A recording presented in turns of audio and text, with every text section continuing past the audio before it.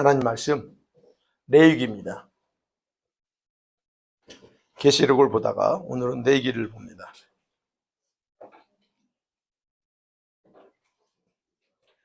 레위기 23장 1절에서 3절하고 25장을 보겠습니다.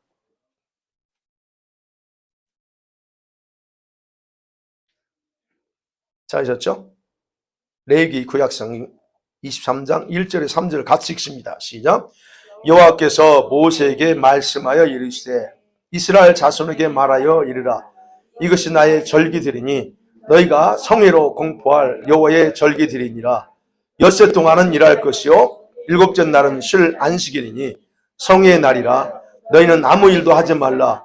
이는 너희가 거주하는 각 처에서 지킬 여호와의 안식이니라. 25장 1절에서 7절입니다. 같이 이 말씀은 교독합니다. 여호와께서 시내 산에서 모세에게 말씀하여 이르시되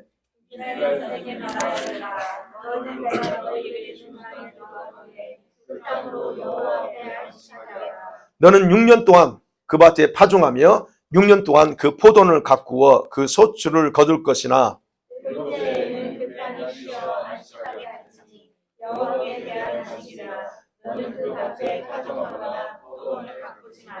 내가 거둔 후에 자라난 것을 거두지 말고 가꾸지 아니한 포도나무가 맺은 열매를 거두지 말라. 이는 땅의 안식년임이니라. 안식년의 소출은 너희가 먹을 것이니 너와 내 남종과 내 여종과 내 부모가 너와 함께 거주하는 같이 읽습니다. 내 가축과 내 땅에 있는 들짐승들이 다 그 소출로 먹을 것을 삼을지니라. 아멘. 아멘. 자, 오늘 요한계시록 하다가 지금 이 말씀 봅니다. 여러분이 요한계시록을 알아야 지금 시대가 어느 시대인가를 정확하게 시대를 분별할 줄 아는 그런 지혜가 생깁니다. 시세라고 그랬어요. 지금 때가 어느 때인가. 예수님도 한탄하셨죠. 너희가 천기는 분별하면서 지금이 때가 어느 때인지 알지 못한다라고 우리 주님이 그렇게 바리새인들을 향해서 탄식했던 그런 모습들이 지금 우리 교회를 볼 때 주님이 그와 동일하다고 봐요. 왜냐하면 교회에서 이 지금의 때가 어느 때인가를 알 수 있는 것은 요한계시록을 봐야만이 그 때를 알 수 있는데 요한계시록을 거의 교회에서 다루지 못하고 있기 때문에 그래요. 그래서 요한계시록을 알아야 되는데, 근데 요한계시록을 이해하려면 바로 이 레위기에서 말하는 오늘 보는 내용하고 다니엘서를 여러분이 보셔야 그 부분이 정확하게 시기가 어느 시대인지를 정확하게 알 수 있어서 오늘 그걸 봅니다. 제가 계시록 6장을 봤습니다. 6재인까지 뗀 걸 봤어요. 그 6재인은 언제 떠지냐면 앞으로 4, 5년 후에 집행될 그런 일들입니다. 근데 우리가 벌써 지금 앞서갔어요. 그래서 앞서가면 안 되니까 보조를 맞춰야죠. 그래서 왜 그렇게 봐야 되는가에 대해서 봐야 돼요. 그래서 그 부분을 오늘 나누려고 하는 거예요. 그래서 오늘 제목이 그렇죠. 이 세상의 역사에 하나님이 세상 역사를 운영하시는 방식이 있다는 얘기예요. 그 방식이 뭐냐는 겁니다. 하나님의 방식은 두 가지예요. 핵심 축 또는 두 기둥이라고 표현할 수 있어요. 그걸 오늘 제가 나누려고 하는 겁니다. 여러분, 하나님께서 창세기 1장에서 해와 달과 별을 창조하신 후에 역사와 이 세상 역사와 시간이 시작됐죠. 그래 맞죠? 네. 그러면서 하나님의 세상 창조는 그래서 자신의 계획대로 설계돼서 그대로 진행됐다라고 제가 목요일날 설교합니다. 이 말은 무슨 말이냐면 하나님께는 세상을 운영하고 관리하는 법칙도 있다는 얘기예요. 무턱대고 만들지 않고 그것을 운영할 수 있는 방법도 그분에게 다 가지고 있다는 겁니다. 그래서 우리가 이미 아는 것처럼요, 세상은 자동적으로 돌아가지 않습니다. 일정한 규칙, 일정한 공식에 근거해서 돌아가죠. 그죠? 오늘도 하루가 돌아갔습니다. 그게 자동으로 돌아갑니까? 아니요. 하나님의 법칙에 근거해서 돌아가는 거예요. 사계절이 바로 법칙에 의해서 돌아가는 겁니다. 그렇다면 하나님은 이 역사, 세상 역사를 무엇에 근거해서 운영하실까 하는 거예요. 그걸 보려고 하는 거예요. 첫 번째, 이미 우리에게 알려주셔요. 두 가지 중에 첫 번째예요. 오늘 레위기 23장. 여러분, 이 23장을 왜 봤는지 여러분 잘 모르실 겁니다. 2절. 이스라엘 자손에게 말하여 이르라. 이것이 나의 절기들이니 너희가 성의로 공포할 여호와의 절기들이라 그럽니다. 절기라는 거예요. 절기를 중심으로 해서 하나님이 세상 역사를 운행하고 있어요. 여러분 이런 내용을 들어보신 분도 계시겠지만 많이 안 들었을 거예요. 여러분 시편 한번 104편 한번 보세요. 시편 104편.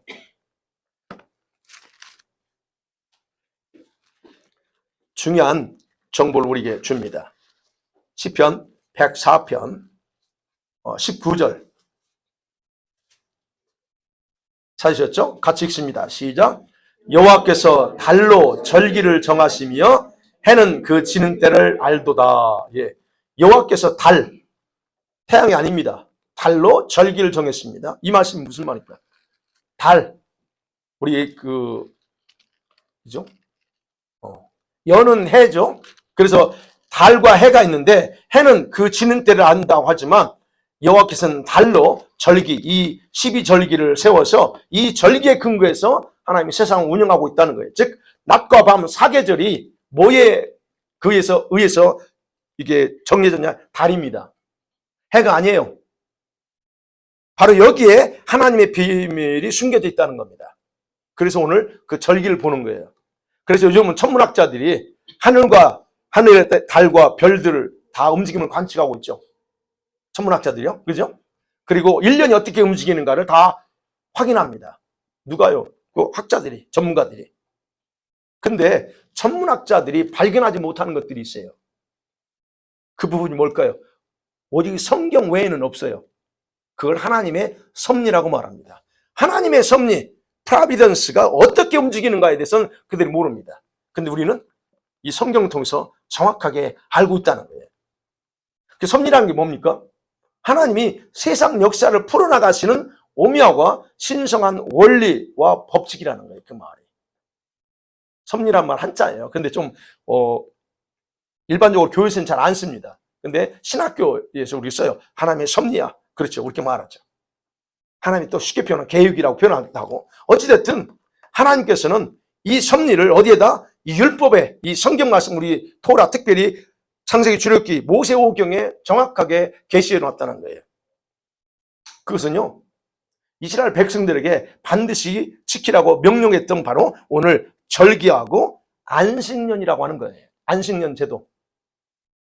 여러분 들어봤죠? 안식년 제도. 그죠? 목사님들이 7년 하고 안식년을 합니다. 저도 안식년 하고 해야 되는데 안식년 지금 한 번도 해본 적이 없어요. 여러분 이 안식년 제도라는 말 들어서 아세요? 바로 이 두 가지의 하나님의 이 세상 역사를 운행하는 공식이 법칙이 여기 있어요. 유대인들은요 이것을 영감으로 비밀을 알아냈습니다. 유대인들은 적어도.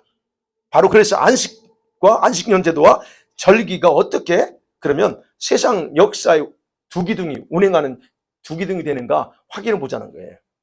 여러분 하나님께서 이스라엘 백성을 출애굽했죠. 그래서 시내산에 올라갑니다. 시내산에서 주신 게 바로 오늘 이 7절기예요. 오늘 레위기에 나오는 절기. 여러분 2절에 보니 그랬잖아요. 이스라엘의 절기라고 말하지 않습니다. 여러분 자꾸 오해하세요. 이스라엘을 싫어하는 우리 교회 사람 참 많습니다. 이스라엘은 끝났어. 이스라엘은 더 이상 우리가 그래서 이스라엘을 상종을 해석하는 사람들이 있다고 했죠. 그런 분들은 이스라엘 별로 인정하지 않습니다. 그런데 성경에서는 분명히 말합니다. 그래서 이런 말씀들을 2절에 분명히 했죠. 여호와의 절기라고 그랬어요. 근데 이거를 이스라엘의 절기로 자꾸 말을 하는 사람들이 있어요. 전혀 그러지 않습니다. 분명히 말합니다. 여호와의 절기다. 이만 여호와의 절기는 뭐예요? The feast of the Lord이에요. 이스라엘이 아니라는 얘기예요. 그럼 여기서 절기라는 말이 바로 이제 우리가 중요하게 생각이 돼요. 그래서 7절기가 뭐죠? 유월절, 무교절, 초실절, 오순절, 그 다음에 나팔절, 다시 배워야 돼. 그 다음에 대속죄일, 염키푸르, 그 다음에 마지막 장막절, 초막절, 태버네클이에요. 이 7절기가 주님이 바로 23장에서 하나하나 요약했지만 절기를 주셔요. 바로 여러분 왜 절기를 줬을까? 시내산에서 들고 왔어요. 시내산에서 10계명왕 주면 다 사는데 왜 이런 또 절기를 줬냐는 거예요. 우리가 생각해야 된다는 거예요. 여러분, 이 절기들은요, 진짜 주님께 속했어요. 주님이 딱 정해놓고 거기에 뭔가를 딱 절기 속에다 숨겨놓고 이거 지켜. 그리고 이걸 연구하면 여기에 답이 있어라고 하는 거예요. 그래서 유대인들은 이걸 연구하는 거예요. 요즘은 학자들 중에서 이스라엘을 조금 더 인정하고 그런 학자들은 연구합니다. 거기서 답이 나와요. 네, 바로 그런 그래서 이 절기를 그래서 표현할 때 이걸 한번 선포해놓고 그걸로 끝나지 않습니다. 그렇죠? 여기 있죠? 너희가 성의로 공포할 여호와의 절기들이라. 그러면서 여호와의 이제 3절에서 안식일에 대해서 얘기합니다. 이건 우리가 지켜야 될 절기라는 거예요. 근데 이 절기, 모든 절기들이 어떠냐면 거룩한 집회, 성회의 날입니다. 모여서 먹고 마시고로 끝나지 않아요. 이 절기 때는 항상 집회를 합니다. 그 대신 거룩한 성이라고 그러죠. 여기 한국말로 성회, 한자죠, 한자. 네. 그리고 바로 이 절기들은요, 안식일과 다 연결돼 있어요. 안식일, 절기는 보통 며칠씩 지키나요? 7일입니다. 왜 또 7일일까? 잘 생각해야 돼요. 네. 여러분, 바로 그래서 반드시 안식일처럼 이 절기를 지킬 때는 아무 일도 하지 말고 그때 모이라고 그래요. 그러면 여호와의 절기라고 할 때 여기서 단어가 있어요. 절기라고 한 단어는 모에드라는 단어입니다. 히브리 말이에요. 모에드. 이거는 지정하다, 만나다, 어떤 소집하다 이런 뜻이에요. 그러니까 이 절기 때는 다 소집하는 거예요. 다 와라. 어디로? 하나님의 집으로 다 모이라고 그래요. 그 의미예요. 그러니까 하나님께서 이스라엘 백성들에게 지키라고 이렇게 특별한 그 시기를 정해놓은 축제일이라는 거예요. 그게 절기가. 그래서 영어로는 feast입니다. 넓은 의미로 그래서 절기로는 여호와에 의해 예약된 시간들이란 말이에요. 모에드라는 말 또는 때, 어떤 때예요. 제가 카이로스 얘기할 때 이 단어 써요. 때, 어떤 때, 정해진 어떤 장소를 얘기합니다. 그러면 이게 하나님께서 정해진 예약 시간에 오라는 거예요. 언제? 이때 와. 아무 때나 오지 않습니다. 정해진 그 시간, 그날 와야 돼요. 그게 모에드라는 뜻이에요. 또는 하나님의 성전이라는 의미도 있어요. 절기라는 단어에. 그럼 어디로 모여요? 하나님의 성전 있는 곳을 모이는 거예요. 또 하나는 하나님과 만나는 장소라는 개념이 있어요. 모에드라는 뜻이에요. 그러면 어디서 만나요? 하나님이 계시는 그 장소에서 만나는 거예요. 그러니까 우리가 주님 앞에 만나는 장소가 어디일까? 물론 집에서도 만날 수 있습니다. 일터에서 만날 수 있습니다. 그건 일상적으로 맞아요.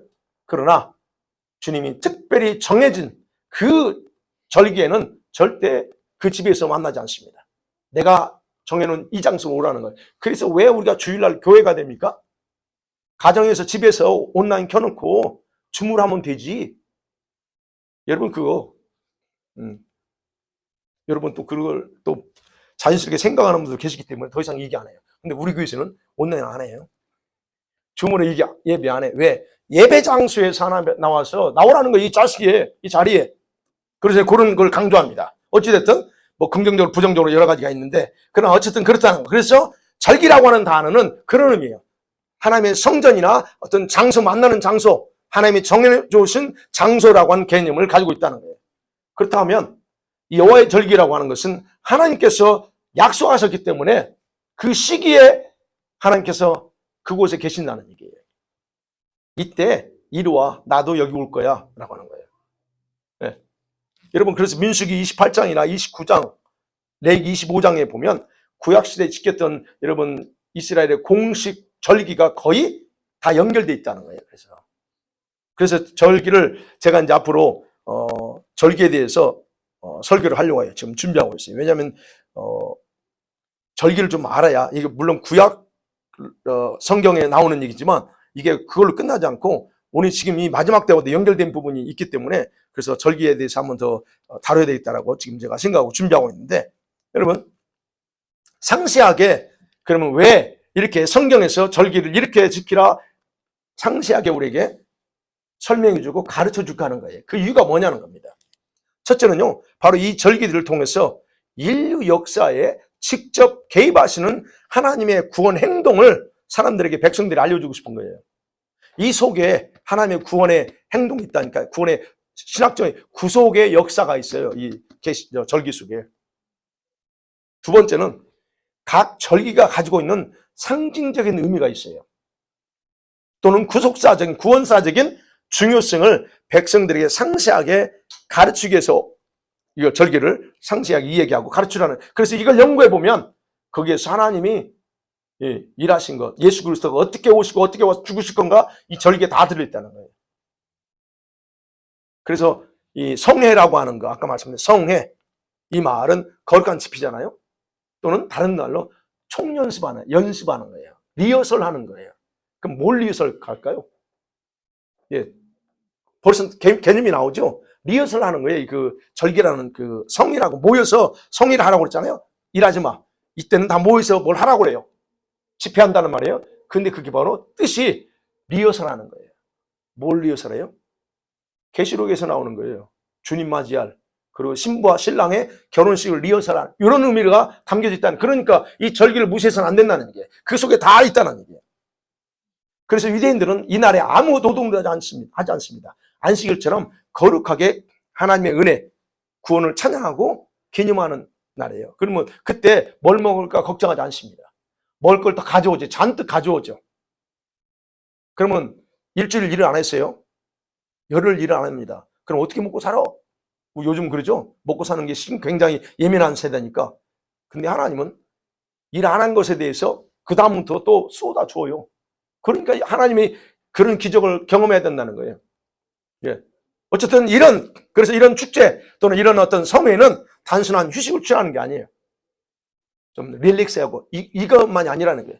육체적인 쾌락을 위한 것도 아닙니다. 영적인 각성하는 날이에요. 그리고 하나님과 관계를 회복하기 위해서 하나님께 나 자신을, 내가 믿음이 크고 작고 상관없어요. 그날은 내가 하나님께 나 자신을 헌신하는 날이에요. 그게 바로 절기예요. 이와 같은 하나님의 절기가 갑자기 생긴 게 아니에요. 하나님이 창세전에 작정되어 있다는 것을 우리가 알 수 있어요.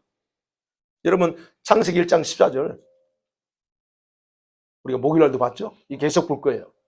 창세기 1장 14절에 뭐라고 그랬어요? 하나님이 가라사대 하늘의 궁창에 광명에 있어서 주야를 나누라 그래요. 밤과 낮을 나누라 말합니다. 그러면서 말합니다. 그 광명으로 징조, 그렇죠? 여기서 징조, 사인입니다.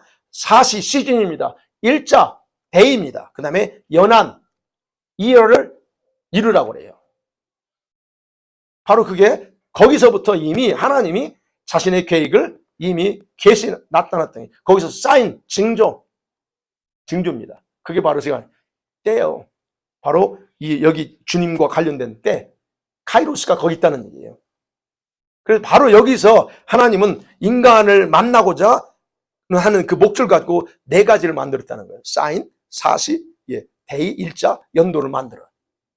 그렇기 때문에 하나님께서 모세에게 여호와의 절기를 지키라고 하신 것은 바로 출애굽 때 정해진 게 아니고 이미 태초에 작정돼 있었다는 거예요. 그래서 이제 백성들을 시내산에 데려와서 그때 이거 하라고 그때 처음으로 말씀하시는 거예요. 그래서 절기는요, 하나님께서 임의로 정하는 거예요. 임의로. 그래서 인간이 지켜도 되고 안 지켜도 되고 이런 게 아닙니다. 이거는 여러분 하나님과 상호간에 정한 건 하나님이 정하셨지만 하나님과 인간의 상호간에 정해진 시간에 만나는 거예요. 그래서 우리가 예배 시간도 정해놓고 하지, 어느 누가 아무 때나 와서 예배합시다, 그런 사람 어디 있습니까? 11시, 12시 정해놓고 하잖아요. 똑같은 거예요. 그러면 상호간에 하나님이 정했어요. 우리가 그럴 때 우리가 가야 하는 거예요. 그래서 하나님은 바로 이 여호와의 절기를 영원히 지키라고 출애굽기 12장 14절에 그렇게 말합니다. 그럼 이거는 이 구약 이스라엘 사람처럼 지키라는 의미가 아니에요. 그럼 우리가 이스라엘로 가야죠. 그런 의미가 아니에요. 그러니까 이 계명은 사라지지 않는다는 얘기예요. 자, 그렇기 때문에 절기라고 하는 여기서 나오는 레위기 23장에서 나오는 절기는 여러분 징조와 사시와 일자, 그 다음에 연한 4가지 영역 안에서 만들어졌다는 거. 하나님께서 4가지 영역 안에서 우리 인간에게 언제 어떻게 얼마 동안 만나자고 구체적으로 그래서 정했다는, 예약을 했다 하는 얘기예요. 그래서 하나님이 바로 하나님 자신이요, 그 정한 시간에 찾아와요. 그러면 우리도 가야 돼요. 주님이 찾아오셨으니까 우리도 가는 거예요. 그래서 이 절기 속에는 하나님께서 우리를 만나고자 하는 강한 의지가 담겨졌다라고 생각하셔야 됩니다. 그러면 생각해봐야죠. 아니, 왜 하나님이 자꾸 우리 인간을 만나려고 그래요? 그분 위대하신 분이, 거룩하신 분인데 굳이 우리 같은 사람은 왜 자꾸 만나려고 할까요? 예. 왜 하나님이 지정해 주신 곳에 오셔가지고 왜 자꾸 만나려고 그래요? 왜 그럴 것 같아요? 여러분 좋아서 그런 게 아닙니다. 물론 하나님 자녀니까 그래요. 근데 근본적으로는 그게 아니고 바로 예수님께서 그렇게 오실 것이기 때문에 그것을 미리 대비해서 연습하기 위해서 하는 거예요.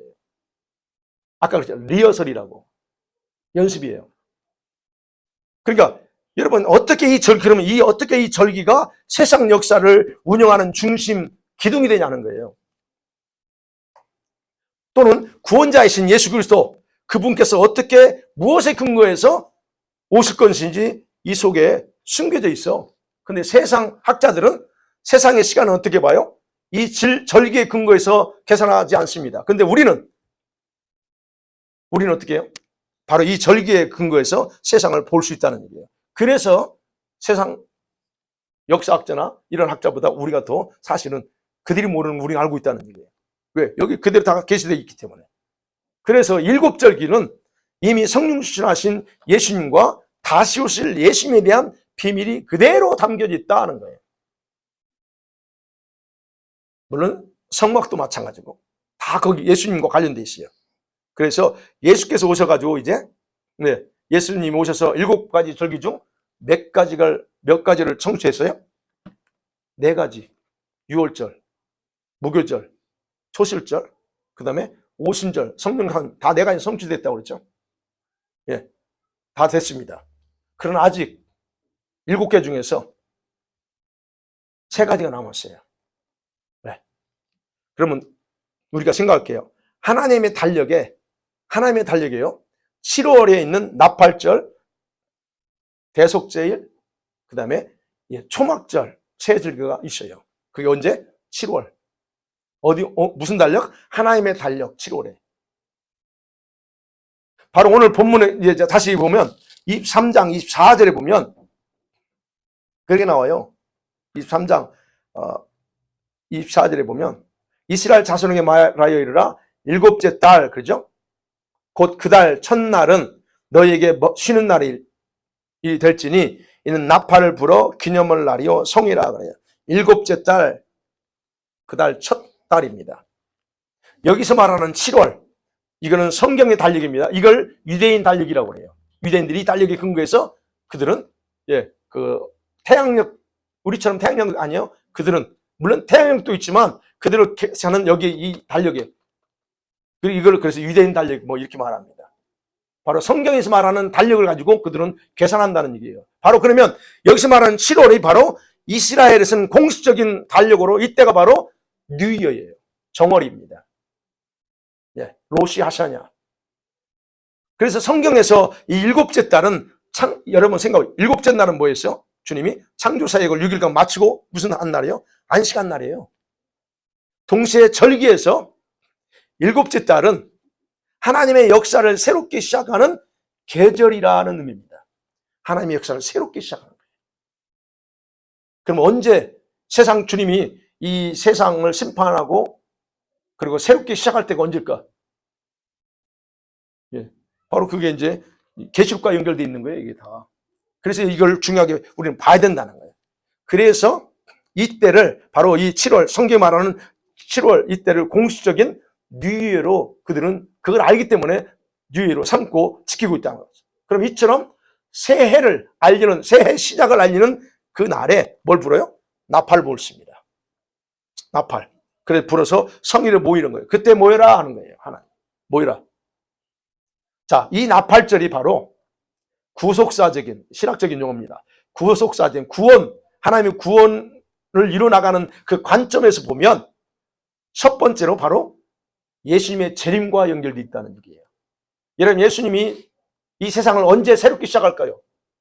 예수님이 오셔야만 새롭게 됩니다. 그 아까 7째 달은 주님이 새로운 역사를 새롭게 시작하는 의미라고. 그렇다면 언제 주님이 오셔야만 새롭게 돼요.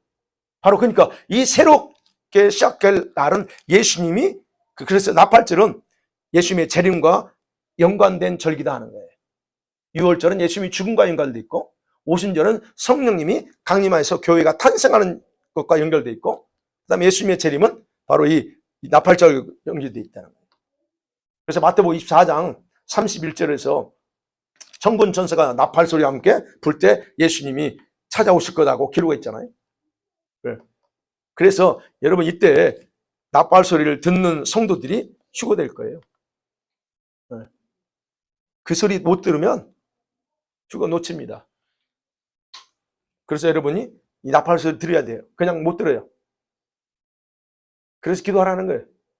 예, 그거는 나중에 또. 자, 그 다음에 두 번째 나팔절기 7월달 첫날을 이렇게 불게 하는 거는 나팔절은요, 그 다음 어떤 의미가 있냐면, 나팔절 불고 나서 열흘 뒤에 대속절이 있어요.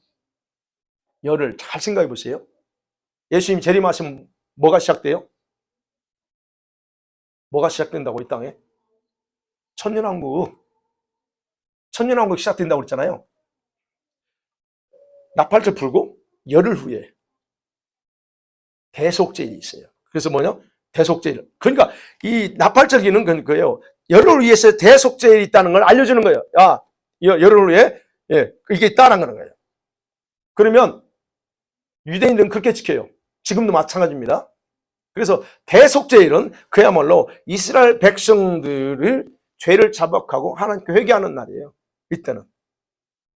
이때는 특별히 대제사장이 이스라엘 백성들의 죄를 대신해서 속죄 제사를 어디로 드려요? 성전에 들어가서 제사 피를 제물을 잡은 걸 가지고 피를 가지고 지성소로 들어가요.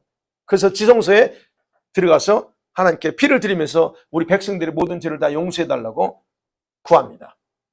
그래서 나팔절 부는 나팔은요, 이제 이스라엘 백성들에게 속죄일이 다가오으니 철저히 회개하고 하나님 앞에 설 준비하라 하는 그런 경고의 메시지입니다. 그러니까 지금 저와 여러분이 주님이 오실 날 가까웠을 이 시점에 계속적으로 지금 회개를 외치는 이유가 여기 있어요. 회개하지 않으면 여러분 그분 앞에 설 수 없어요.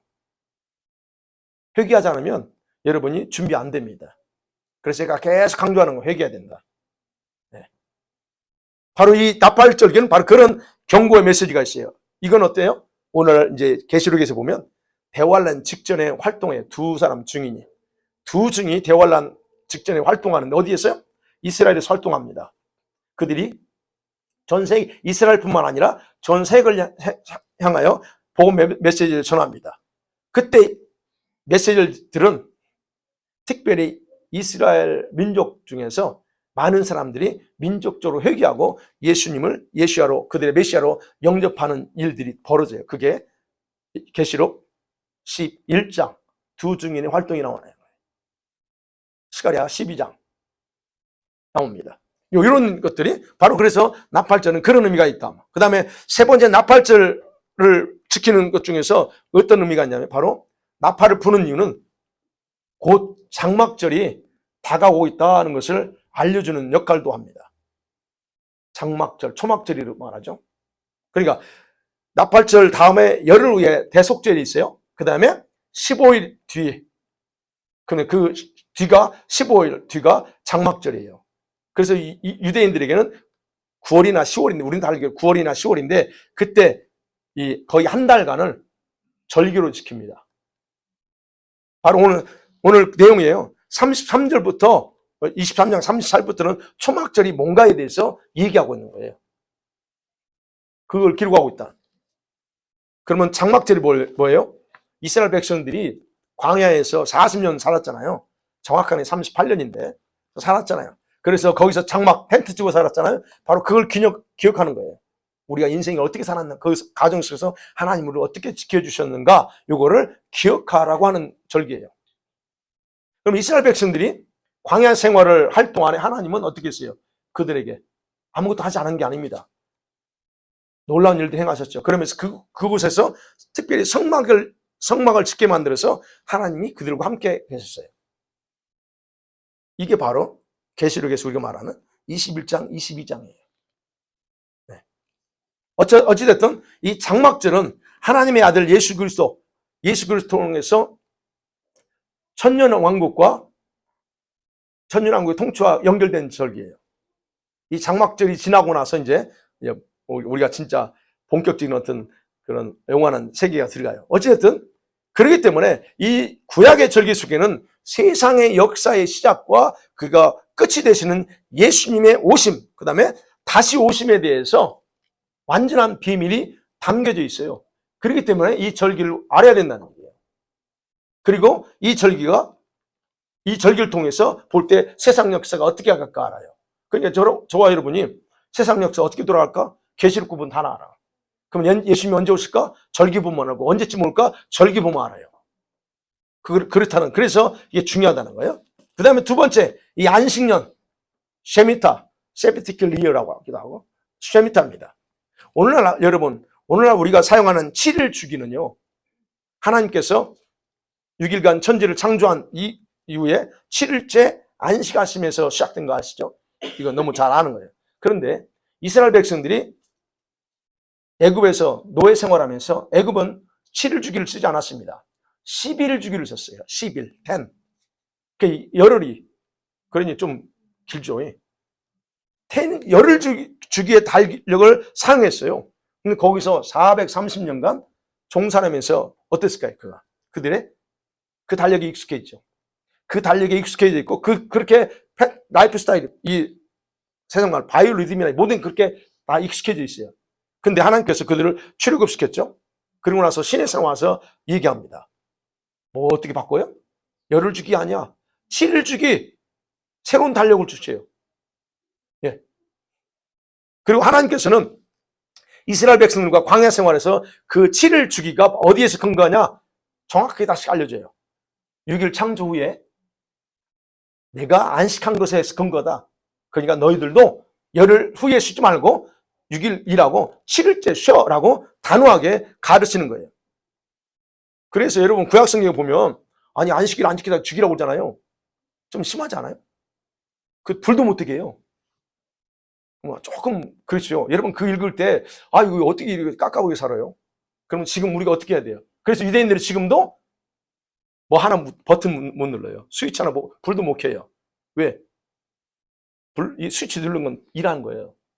이게 지금 그 의미를 정확하게 파악을 못하니까 그런 식으로 하는 거예요. 그러면 왜 그때 하나님이 엄하게 안식일 날 불도 떼지 못하게 했는가 하는 거예요. 왜 그랬을 것 같아요? 바로 그들이 열흘 주기에 익숙해 있고 노예 생활 노예 근성이 있어요. 그러면 우리가 그죠? 우리 뭔가 습관이 돼 있으면 자기도 모르게 그냥 무의식하게 해버리는 거 있죠? 이거를 바꾸는데 이게 쉬울까요? 안 쉬워요. 그러니까 하나님이 단호하게 안 하면 죽여라. 그러면 여러분 만일에 그렇게 죽인 다음에 여러분이 어떻게 하겠어요? 더 신경 쓰고 그러죠. 그래서 하나님이 초기에는 그렇게 명령하신 거예요. 나중에는 이제 이스라엘 백성이 그게 패턴이 몸에 배이니까 달라져요. 그 이후에는 죽이라고 얘기하진 않습니다. 그래서 출애굽 이후에 광야 40년 이때 죽이라고 그랬지 그렇진 않아요. 어찌됐든 그렇다. 그러면 생각해 봐야 돼요. 출애굽기 20장에서 처음으로 바로 그 안식일 규를 주는 거예요. 내가 이렇게 했으니까 해라. 그러면서 그런 안식일 제도를 주고 그러면서 안식년 오늘 우리가 25장에서 본 안식년 일주일 중에 하루를 쉬고 그 다음에 연도 중에서 7년째 1년 쉬고 이런 거. 그 다음에 희년이라고 하는 기회를 주신 거예요. 여러분 안식년 여러분 들어보셨죠? 그러면 이 안식년은 그렇습니다. 안식일이 7일인 것처럼 안식년도 어떻게 해요? 7년째 해당되는 해를 쉬는 거예요. 그러면 쉬는 게 누구를 위해서 쉬라고 그래요? 25장에 봤죠? 25장 2절 다시 봐요. 시작. 이스라엘 자손에게 말하이르라 너희는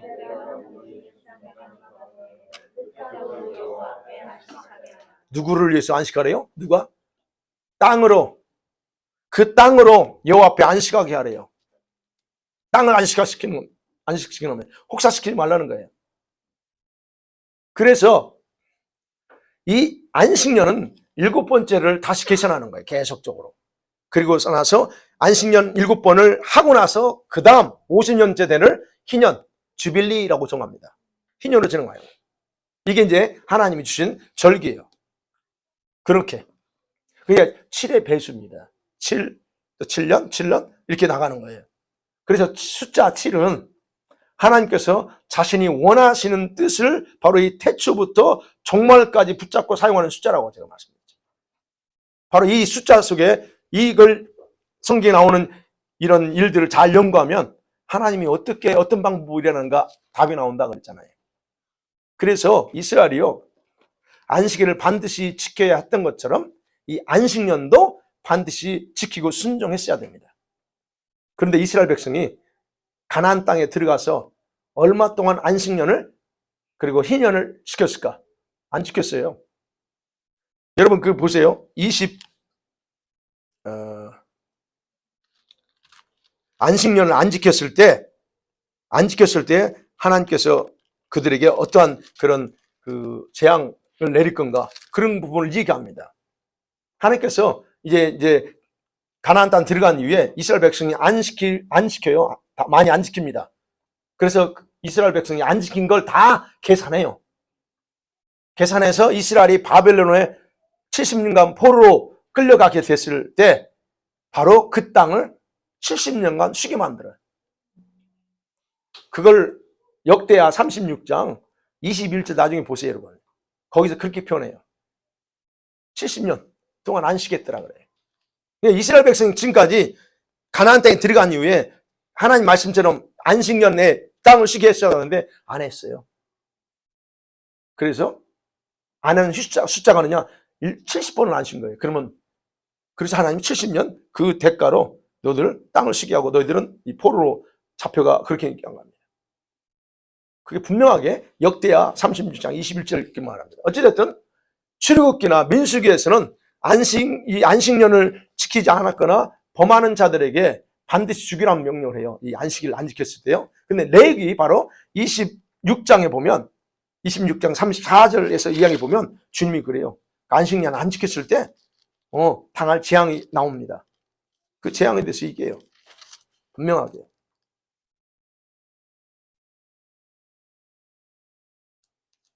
(34절에서) 39절 나중에 한번 읽어보세요. 자, 그러면 왜 하나님은 안식일이나 안식년을 지키지 않는 것에 대해서 그렇게 엄하게 경고하고 멸망시키기까지 할까 하는 거예요. 왜 그랬을까요? 이거를 정확하게 여러분이 좀 이해하시려면 이거 생각하시면 돼요. 왜 하나님이 에덴 동산에서 선악과를 먹으면 단호하게 죽을 거라고 선언하는가 하는 말씀과 똑같습니다. 아니 그러잖아요. 그거 먹었다고 그냥 주님이 그냥 그렇게 할 수 있어요? 그럼 무슨 말이에요? 이 선악과를 먹으면 죽는다고 했던 말은 선악과에 대한 그 명령에는 생명의 원리가 숨겨져 있기 때문에 그래요. 그럼 그걸 깨면 그 생명이 깨지는 거예요. 그래서 단호하게 선언하는 거예요. 바로 이것은 안식일과 안식년에 대한 엄중한 명령과 경고도 마찬가지 같은 원리예요. 여기에 숨겨져 있는데 이거를 깨. 그래서 주님이 그 부분에서 단호하게 대처하시는 겁니다. 우리가 하나님께서 너무 잔인하시다라고 하는 부정적인 생각을 우리가 할 수도 있어요. 좀 그런 거 아니야? 그러기 전에 우리가 생각해야 왜 하나님 그렇게 명령했는가? 그렇다면 거기에 뭐가 중요한 의미가 있구나라고 우리는 그렇게 받아들여야지. 왜 선악과 만들었어요? 안 만들면 되지. 이런 식의 태도는 올바르지 않다는 거예요. 그러니까 하나님의 창조 완성은 여러분 7째 날 안식하시면서 끝난 거예요. 6일째 끝나는 게 아니에요. 안식함으로 끝나는 거예요. 예수님의 구원의 완성이 언제 돼요? 죽음으로 끝나는 게 아니에요. 부활하심으로 완성되는 거예요. 똑같은 원리예요. 부활할 때 완성된 거예요. 그래서 여러분 그 날과 그 시간을 자기의 주권에 속한 것으로 결정짓고 선언하는 거예요. 이 딱 지켜라 이거. 그래서 오늘날 우리 성도들도 하나님처럼 안식하면서 어디에 동참해요? 하나님의 창조에 동참하는 겁니다. 그러니까 쉬셔야 돼요. 하루 특별히 주일날 쉬어야 되는 거예요. 왜? 내가 하나님의 창조에 동참합니다 라고 하는 건 똑같으니까. 어쨌든 그래서 저와 여러분의 생활과 시간의 영역에서 하나님의 하나님 되심을 인정하고 주권에 순응하는 것이 바로 이렇게 하라고 한 대로 하는 거예요. 이런 하나님의 행위 속에 바로 그래서 세상을 운영하시는 이 축이 있다, 기둥이다라고 거기가 숨겨져 있다라고 지금 말씀드리는 거예요. 그래서 안식일은 뭐가 있어요? 우리 성도들의 시간과 생활을 운영하는 기둥이에요. 안식일은. 근데 안식년은 뭐예요? 주님께서 땅의 역사를 운영하시는, 이 지구 역사를 운영하시는 그런 기둥이에요. 거기 그게 담겨져 있다는 거예요.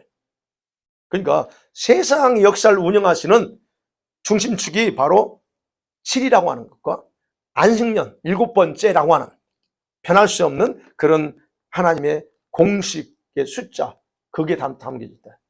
그래서 다니엘서 70일이라고 하는 것도 이거를 일주일로 해석하면 문제가 되고 안식년을 해석해야 된다라고 분명히 제가 언급하는 거예요. 그러면 이 유대인에게 쉐미타 안식년은 언제부터 시작됐을까요? 약 3,500년 전 시나산에서 시작되는 거예요.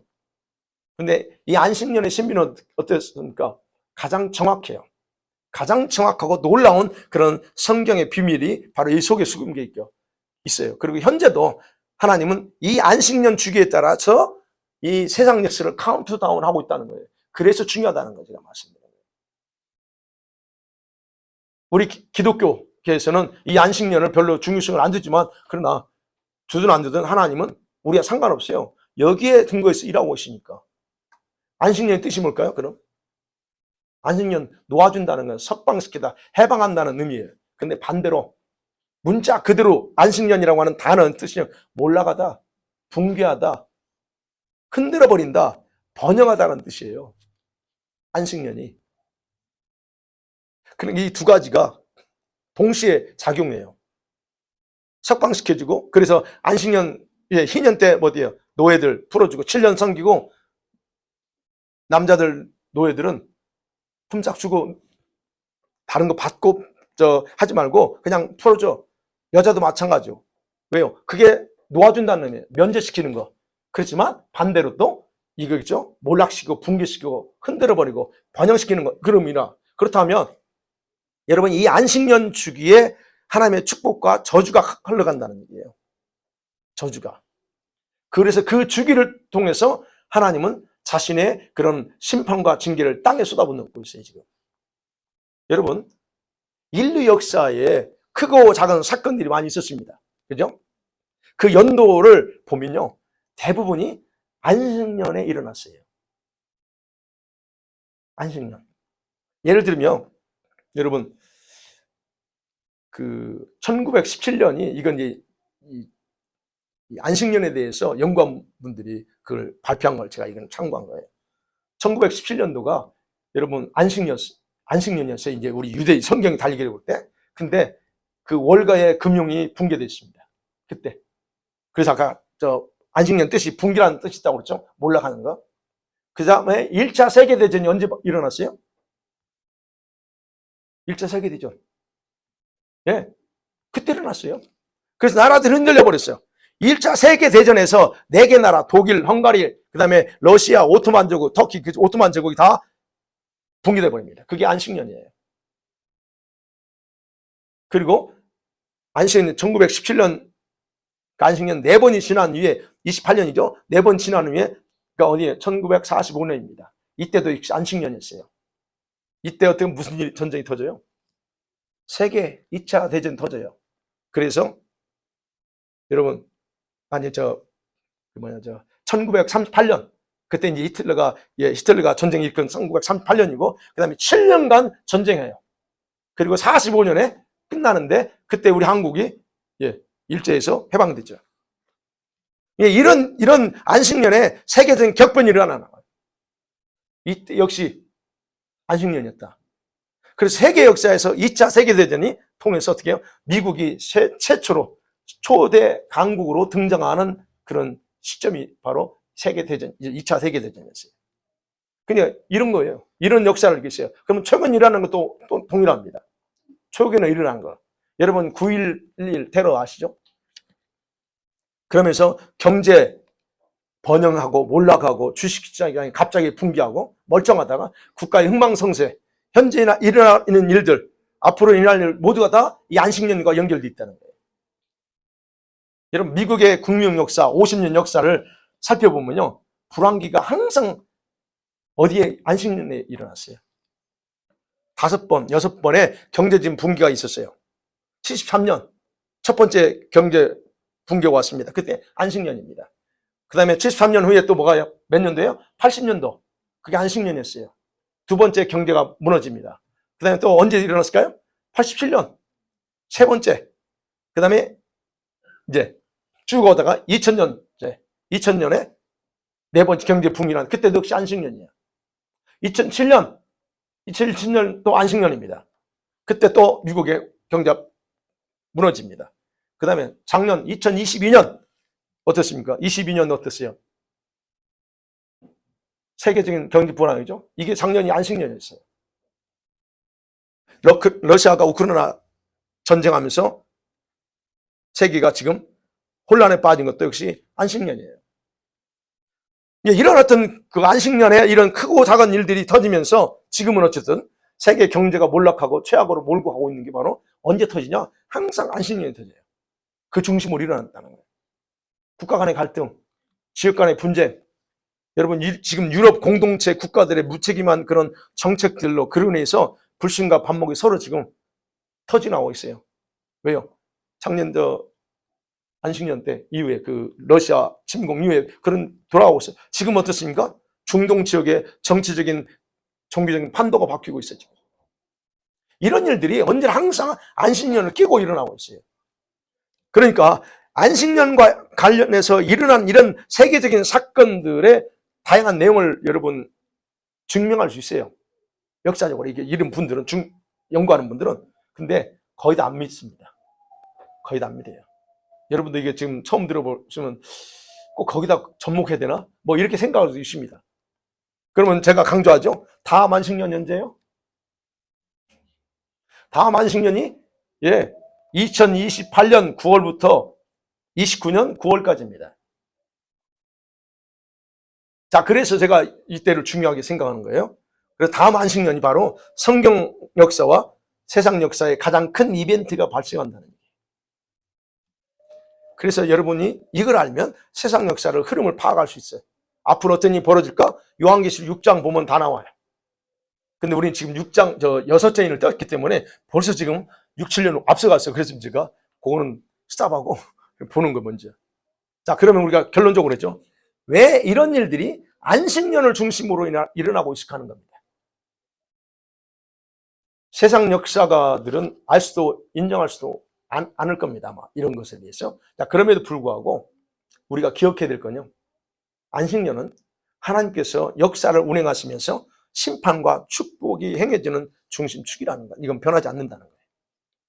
하나님 그렇게 작정하고 그렇게 운행하고 계시니까. 그렇기 때문에 이제는 우리 예수 믿는 성도들이 우리 구약의 절기와 우리가 절기들은 이미 우리가 끝났어. 이렇게 상관없는 것이라고 유대인 것이야 그건 라고 여러분 여기거나 아니면 안식년 제도는 더 이상 교회에서 필요 없는 구약의 것이라고 우리가 생각해서는 안 된다는 겁니다. 굳이 여러분 연구하고 그럴 필요는 없겠지만 그러나 세상 역사는 이 두 가지를 중심으로 해서 주님이 역사가 진행되고 있다면 적어도 여러분은 이거는 알고 있어야 되고 그리고 좀 들어봐야 될 필요는 있다는 거예요. 이거 오늘 처음 듣는 분이 있죠. 그래서 생소하게 느껴질 겁니다. 그러나 중요한 것은 이 두 가지는 세상이 끝날 때까지 무시되지 않는 하나님의 그런 운영 방식의 핵심의 축이다. 그래서 여러분 이 두 가지를 파악하거나 이해하고 마음에 두고 산다면 아마 여러분 마지막 때 주님의 카이로스는 더 쉽게 받아들일 수 있습니다. 제가 바로 이 카이로스를 계시록을 통해서 지금 여러분에게 가르쳐주고 있는 거예요. 그러기에 오늘 이 두 가지, 생소하겠지만 이 두 가지를 잘 기억하시면 또 그 부분을 통해서 알고 계시면 여러분에게 좀 관심 있는 분들 한번 찾아보세요.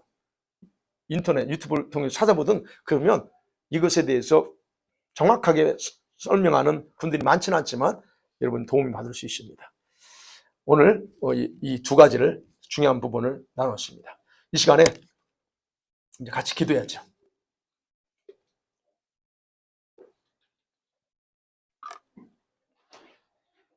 예,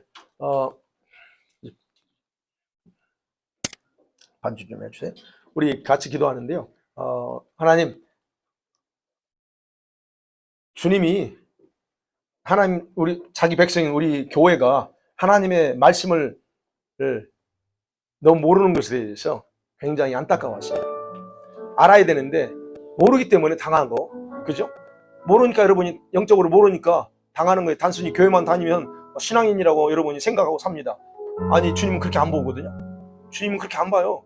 근데 우리는 모르니까 그게 전부인 줄 알아. 똑같아요. 하나님 말씀에 대해서 우리가 모르면 그렇게 그런 억울한 일 당합니다. 네. 모르고 당해도 억울한 거예요. 그래서 알아야 돼요. 그래서 하나님, 이 시간에 나에게 열어주세요. 열어주셔야 돼요. 하나님, 지와 계시가 임해야 됩니다. 그래서 하나님, 내가 정확하게 분별할 수 있고 말씀을 분별할 수 있고 그 다음에 때를 분별할 수 있는 그런 지혜가 임하게도록 그런 지와 계시형을 부어달라고 하나님 일곱 영을 부어달라고 기도하시고, 그리고 또 계속 강조하죠. 여러분이 기도해야만이 깨어있다는 건 다른 거 아닙니다. 깨어있으라고 그랬죠. 뭐예요? 말씀과 기도입니다. 베드로전 4장 7절 그랬죠. 만물의 마지막에 갖고 왔으니 그러므로 너희는 정신 차리고 근신하게 깨어있으라고 그랬어요. 도대체 근신하고 깨있는 게 뭐예요? 예, 말씀과 기도하는 거예요. 그래서 그거 외에는 여러분이 없어요. 그러면 우리가 깨어있으려면 기도는 해야 되고 그 다음에 말씀을 정확하게 알아야 됩니다. 그래서 하나님, 나에게 그런 어떤 믿음으로 나를 굳게 세워주시고 나를 변화시켜 주세요.